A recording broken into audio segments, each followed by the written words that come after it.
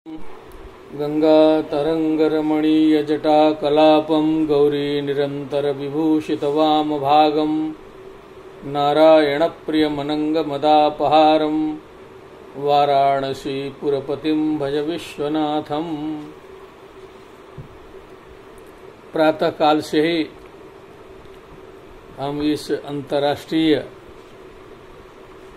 जो वेबिनार है, जो संत गणिनाथ स्नातकोत्तर राजकीय महाविद्यालय मऊ द्वारा संचालित है, उसका हम यथासंभव श्रवण कर रहे हैं। उद्घाटन सत्र से ही बीच बीच में कुछ विच्छेदन होता रहा तो भी मैं उसको सुनता रहा, और की नोट एड्रेस और मिश्रा जी जो वर्धा के पूर्व कुलपति जी हैं, उनके लेक्चरों को विशेष करके सुना। डॉक्टर काशीनाथ नेवपानी जी का भी विशेष करके सुनने का अवसर मिला, और आप सभी को विशेष धन्यवाद। कई विषय यहाँ पर उठाए गए, बहुत बढ़िया तरीके से जो है विषयों का प्रतिपादन हुआ, ज्ञानवर्धक रहा। और जैसा कि मुझे विषय दिया गया है, ब्राह्मण अथवा वैदिक और श्रमण संस्कृतियों में एकता के सूत्र या समन्वय सूत्र, ऐसा विषय मेरे लिए दिया गया है। यद्यपि ये विषय बहुत विशाल है, इस 15 मिनट के समय में इस पर सांगोपांग विवेचन प्रस्तुत करना संभव नहीं है, तो भी कुछ सूत्र में आप सभी के सामने प्रस्तुत करने की कोशिश करता हूँ। आदरणीय विद्यालय के प्राचार्य महोदय एवं संचालिका जी तथा संयोजक डॉक्टर चंद्रकांत जी एवं वहाँ पर उपस्थित सभी गण्यमान्य जो भी विद्वत वर्ग है, सभी को प्रणाम करते हुए मैं वैदिक परंपरा एवं श्रवण परंपराओं में समन्वय सूत्र के संबंध में कुछ बातें रखने जा रहा हूँ। वैदिक परंपरा के संबंध में तो हम सभी लोग जानते हैं, जो वेदों से अनुप्राणित परंपरा है, वेद प्रणीहितो धर्मा वाली, धृति क्षमा दमोस्तेयम शौचम इंद्रिय निग्रह धीर विद्या सत्यम क्रोधो दशकम धर्म लक्षणम, उसी परंपरा को वर्तमान काल में हिंदू शब्द से भी हम अभिहित करते हैं। ये जो वैदिक परंपरा समस्त भारतवर्ष में अनादिकाल से जो है चली आ रही है, इसे ही बौद्ध ग्रंथों में ब्राह्मण परंपरा के नाम से भी कहा गया, और श्रमण परंपरा के नाम से हम विशेष करके जैनों को और बौद्धों को लेते हैं। और भी बहुत से श्रमण हो सकते हैं जो वैदिक विशुद्ध मार्ग के इधर उससे अलग रहते हुए भी एक सत्य के अन्वेषण में जो संत लोग, जो ऋषि, जो महर्षि सत्य के अन्वेषण में सतत संलग्न रहे, और एक जो समानांतर परंपरा विकसित हुई, उसे हम श्रवण परंपरा के नाम से जानते हैं। और जैनियों की परंपरा बहुत लंबी है।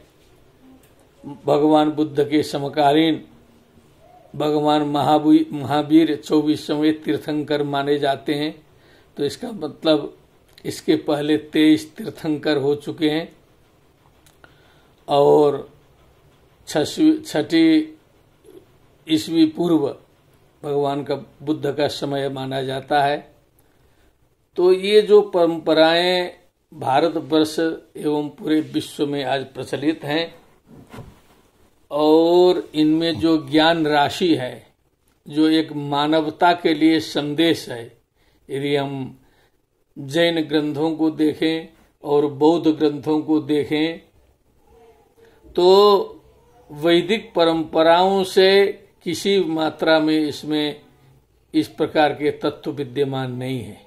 हम किसी को अधिक और किसी को कम हम नहीं दिखाना चाहते हैं, ये एक से बढ़कर एक हैं, हम ये कहना चाहते हैं।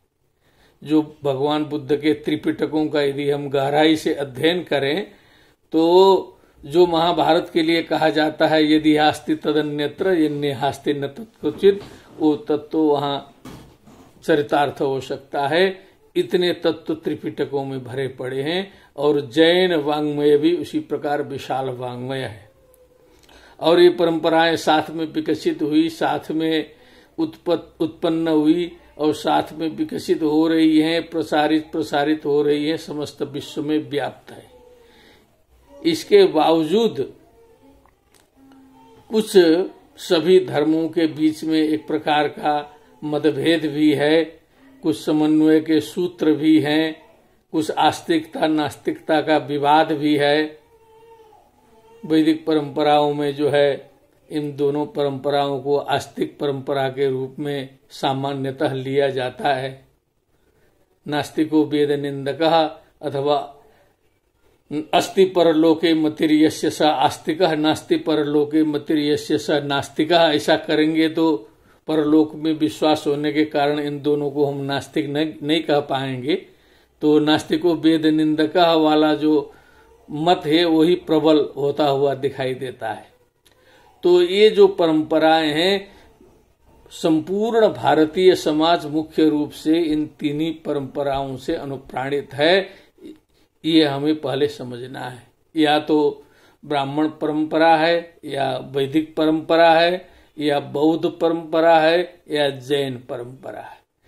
और उसके आनुषंगिक जो अन्य धर्म संप्रदाय जो भी हैं, जो हैं विकसित होते गए हैं, वो उनके शाखा प्रशाखाओं के रूप में विकसित हैं। लेकिन मूल रूप में ये हैं बौद्ध और जैन और वैदिक।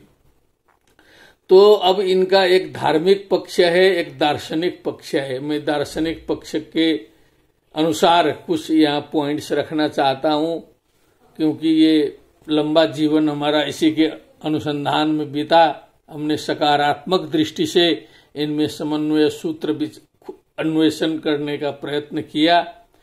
तो मैं संक्षिप्त रूप से एक दो पॉइंट्स ही रखूंगा यहाँ। हमारे वैदिक परंपरा में, उपनिषद परंपरा में माना जाता है यथा पिंडे तथा ब्रह्मांडे एकस्मिन् विज्ञाते सर्वं विज्ञातम भवति। ये कॉमन चीज है, इसको सभी लोग जानते हैं। एकस्मिन् विज्ञाते सर्वं विज्ञातम भवति, इतना कह दीजिएगा तो कोई भी जो है सामान्य शिक्षित व्यक्ति समझ जाएगा कि ये उपनिषद का वाक्य है। ब्रह्म के संबंध में कहा जा रहा है कि ब्रह्म के ज्ञान होने पर सब कुछ जाना जा सकता है। एकस्मिन् विज्ञाते सर्वं विज्ञातम भवति यथा पिंडे तथा ब्रह्मांडे।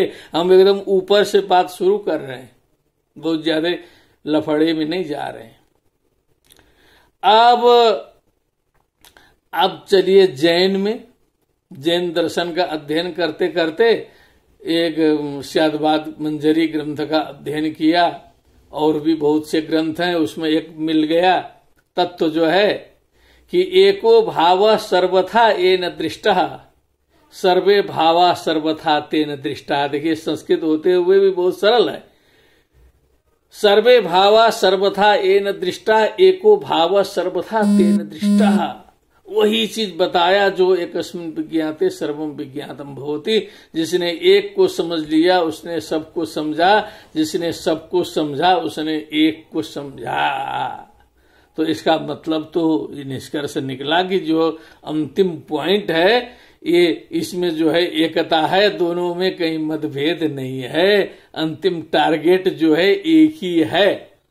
देखिएगा अंतिम जो है लक्ष्य बिंदु है वो एक है, उसमें कोई भेद नहीं है, भले नीचे भेद दिखाई दे रहे हों। और फिर उधर हम देखें कि जैन में तो मिल गया। जैन में तो यहाँ तक कहा जाता है कि भव बीजांकुर जनना रागाद्याक्षय मुपागता यस्य हरो वा विष्णुर्वा जिनो वा नमस्तस्मै। उसने कहा कि भव बीज के अंकुर के अंकुर को उत्पन्न करने वाले राग द्वेष आदि जिनके नष्ट हो गए हों, वैसा चाहे हर हो, चाहे हरि हो, चाहे विष्णु हो, चाहे जिन हो, चाहे बुद्ध हो, उसे मैं प्रणाम करता हूं। उसे प्रणाम करने में मुझे कोई संकोच नहीं है, मैं उसके सामने प्रणत होता हूं। ये एक सूत्र दिया। अब ध्यान दें, मैं खोज रहा था कि बौद्ध में कहीं ऐसा पॉइंट मिल जाए। अध्ययन करते करते भगवान की कृपा से बहुत से पॉइंट्स मिले हैं, मैं एक रखना चाहता हूं। ये आचार्य आर्यदेव हैं, आचार्य नागार्जुन के शिष्य, बहुत बड़े विद्वान। इनका एक ग्रंथ है चतुष्शतकम, प्राय दुर्लभ है, कुछ कुछ यहाँ सारनाथ से छपा है। वो ग्रंथ जो दुर्लभ ग्रंथ प्रकाशन योजना के अंतर्गत सारनाथ से छपा है, उसमें चतुष्शतकम में लिखा है, भावस्यैकस्य यो द्रष्टा द्रष्टा सर्वस्य सस्मृतः। जो एक भाव का दृष्टा है वह सभी भाव का दृष्टा माना जाएगा। एकस्य शून्यता यैव सैव सर्वस्य शून्यता। जिसकी एक की जो शून्यता होगी वही सबकी शून्यता होगी, क्योंकि शून्यता एक वहां तत्व है बौद्ध दर्शन में जो है। तो ये मिला जो है सो मैं समझ लीजिए बहुत ज्यादा दिन नहीं हुआ है, 4-5 महीना हुआ जब से मिला। मैं गदगद हूं तब से जो है सो मैं, ये तो ऐसा सूत्र है कि इन 3 सूत्रों को लोके हम घंटों बड़े बड़े विद्वानों के सामने हम शास्त्रार्थ कर सकते हैं। तो मैं इसको सुनाना चाहता था कहीं विद्वानों के बीच में, कम से कम जो अभी अभी 3 सूत्र मिले हैं हमको अंतिम बिंदु के। तो ये इस अंतर्राष्ट्रीय ये जो वेबिनार आपने आयोजित किया उसमें हमने विद्वानों के सामने ये रखा, कहा कि भावस्यैकस्य यो द्रष्टा द्रष्टा सर्वस्य यो मत। तो बौद्ध दर्शन ने भी वही बात कह दी, जैन दर्शन ने भी वही कहा, और यथा पिंडे तथा ब्रह्मांडे वैदिक दर्शन कह ही रहा है। अब ये अंतिम पॉइंट से हम शुरू कर दे। अब बीच में से थोड़ा सा मैं बोलूंगा, क्योंकि लगभग टाइम समय जो है वो आधा से ज्यादा बीत रहा है, हमको लग रहा है। अब जो हमारे यहाँ एक एक दर्शनों में शास्त्रार्थ हैं, सांख्य में शास्त्रार्थ है, योग में शास्त्रार्थ है, न्याय में शास्त्रार्थ है, सब में बिना शास्त्रार्थ मने जो है एक दूसरे का खंडन मंडन वाद जल्प वितंडा आदि हैं। इसमें जो दर्शन के लोग हैं वो जानते ही होंगे, फिलॉसफी के लोग जो है सो। और ये जो सांख्य दर्शन के ऊपर जो है, सांख्य दर्शन काफी प्राचीन भी माना जाता है, उसने सारे तत्वों की परिगणना करके हमारे सामने रख दिया है। और उस सांख्य के पीछे हमारे वेदांती पड़े हैं, शंकराचार्य जी ठीक से जो है सो ध्यान दीजिएगा। ये पॉइंट्स केवल मैं रख पा रहा हूं अभी। आप ब्रह्मसूत्र शंकर भाष्य देखेंगे तो प्रधान मल्ल निर्वहणन न्याय न लिखा है उन्होंने कि प्रधान मल्ल ये सांख्य है, मैं पहले इसको पराजित करूंगा तभी मैं जो है अन्य दर्शनों को न्याय आदि को पराजित कर सकूंगा, तब मैं अद्वैत की स्थापना करूंगा। ये पूरा शंकराचार्य जी सांख्य के ऊपर जो है टूटे हैं। बहुत अच्छी बात है।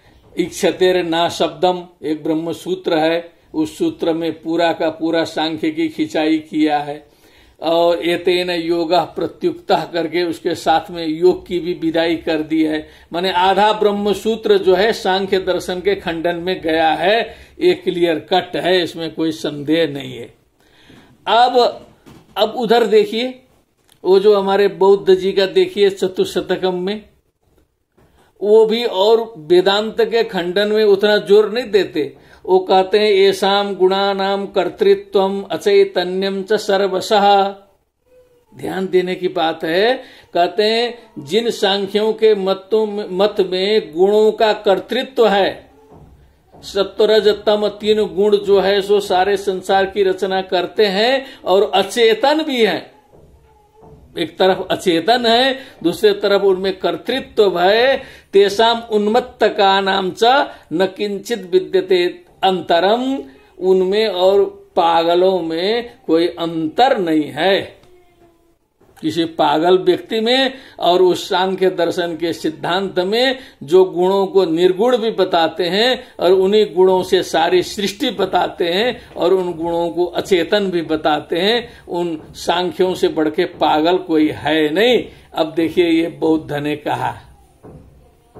अब उसके बाद में थोड़ा सा देखिए जैन का आता हूं।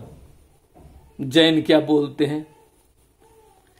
चिदर्थ शून्य च जड़ा च बुद्धि, वही भाव है घुमा फिरा के। चित अर्थ शून्य माने चेतनता से शून्य, जड़ ये बुद्धि है, बुद्धि जड़ है। चैतन्यमोपाधिकमात्मनोन्यत, ये जो आत्मा का जो चैतन्य है औपाधिक है और न बंध मोक्ष पुरुषस्य चेति, ये पुरुष का कोई बंध मोक्ष नहीं होता है। जो सांख्य दर्शन जानते होंगे थोड़ा मोड़ा वो जानते हैं, उसमें लिखते हैं कि बध्यते मुच्यते च प्रकृति न पुरुषः, पुरुष मोक्ष पुरुष का नहीं होता है, प्रकृति का ही मोक्ष होता है, पुरुष का नहीं होता है। तो जो अचेतन जो है वो सृष्टि करती है और पुरुष जो है सो उसका न बंधन होता है न मोक्ष होता है।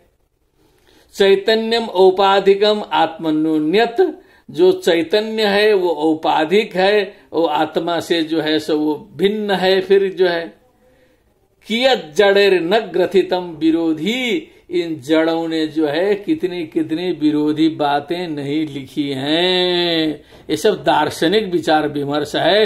ये जड़ है फलाना है ये सब कहते हैं दार्शनिक लोग, ये कोई घबराने की बात नहीं है। ये हमारे अंदर भी जो वैदिक दर्शन है ना, उसके अंदर भी जो है वो जैसे न्याय दर्शन के लिए जो है वेदांती कहता है गौतमः, गौतमः माने गौतम ऋषि का नाम है, उनके द्वारा प्रवर्तित है। तो श्री हर्ष जी कहते हैं इसका नाम गौतमः बहुत सही रखा है। माने गौतमः माने गोसुतमः, गौतमः माने पक्का बैल, ये पक्का बैल है, इसीलिए ऐसा सिद्धांत इसने लिखा है न्याय का करके, ये जो वेदांती बताते हैं। तो ये सब दार्शनिक चिंतन मनन चलता रहता है।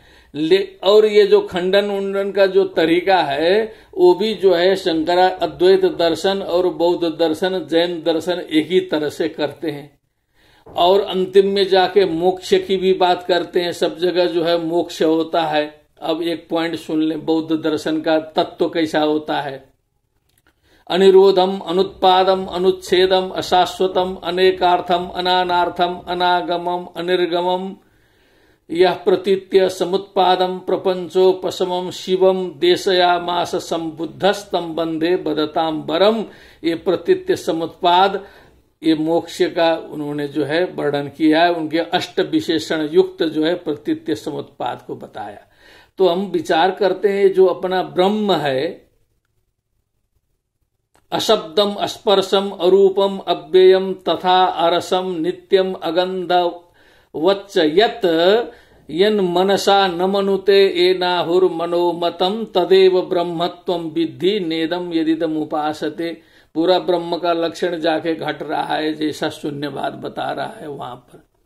तो कहने का तात्पर्य मेरा यह है, चाहे दार्शनिक दृष्टि से हो, चाहे व्यवहारिक दृष्टि से हो, चाहे सांस्कृतिक दृष्टि से हो, ये जो वैदिक और श्रवण ब्राह्मण और श्रवण परंपरा का ये अक्षुण्ण समन्वय है, अतुलनीय परस्पर जो है सो समन्वय है। इसी से भारतीय संस्कृति बनती है और चलती है। इसको समझ के ही हमारे जो पूर्व पुरुष हैं उन्होंने समझ के बूझ के ही भगवान बुद्ध को विष्णु के दशावतार के रूप में परिगणित किया है। और प्रत्येक संकल्प के आदि में ओम बुद्धावतारे करके हम प्रातः काल संकल्प लेते हैं। बुद्धावतारे, बुद्ध का नाम प्रत्येक सनातनी लेता है। तो ये समन्वय सूत्र है। और एक मोक्ष की अवधारणा भी है, कर्म फल की अवधारणा भी है, पुनर्जन्म की अवधारणा भी है, दया की अवधारणा भी है, त्याग की अवधारणा भी है। सब जगह समान है। करुणा की अवधारणा भी है, मैत्री भी है, क्षमा भी है, मुदिता भी है, दया है, अहिंसा है। सर्वत्र तीनों जगह विद्यमान है, चाहे वो वैदिक हो, चाहे वो बौद्ध हो, चाहे वो जैन हो। इसीलिए हम कहा करते हैं विद्वानों की सभा में भी और सामान्य रूप में भी कि भारतीय संस्कृति को यदि मजबूती प्रदान करनी हो, यदि इसको विशालता देनी हो, तो हमें ओंकार परिवार पर, एकता पर ध्यान देना चाहिए। ओंकार परिवार पर बल देना चाहिए। जहां जहां ओम है समझना चाहिए वो सब अपना है, क्योंकि आज विभेद का समय नहीं है, विभेद का युग नहीं है। ये खंडन मंडन का, ये शास्त्रार्थ करके एक दूसरे को पराजित करने का, नीचा दिखाने का युग हमारा चला गया, पुराना युग चला गया। आज समन्वय का युग है और समन्वय के सूत्र सारे शास्त्रों में जहां जाइए वहां पाइए। प्रत्येक शास्त्र खोलिए, अपनी दृष्टि ठीक होनी चाहिए।